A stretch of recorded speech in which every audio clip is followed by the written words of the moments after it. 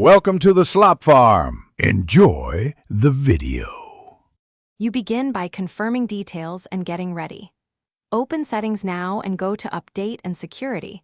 This tells you the pending update type and version. Make sure you're signed into an administrator account, save any open documents, and close apps. This prevents interruptions. Once done, identify whether it's a feature update to Windows 11 or a cumulative update. You need that distinction because the next steps differ, pausing updates or uninstalling a feature update. Stay focused, we'll act quickly and safely. You now take the core actions. If the upgrade isn't installed yet, click Pause Updates for 7 days. Repeat to reach up to 35 days while you prepare.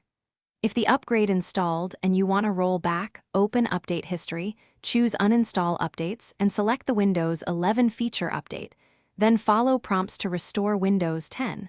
If you're on Pro or Enterprise, run gpedit. MSC and configure Windows Update for Business to explicitly block feature updates until you're ready.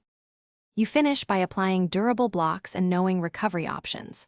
For a strict lock, add target release version and target release version info in the registry to pin Windows 10 to a specific build. Be careful and back up the registry first. Disable Upgrade Assistant and set Windows Update and Update Orchestrator services to manual to stop automatic upgrades. If something goes wrong, use System Restore or boot into safe mode to undo recent changes. And if rollback fails, use recovery options to restore a prior system.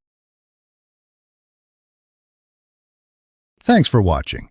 Consider subscribing if we helped you today.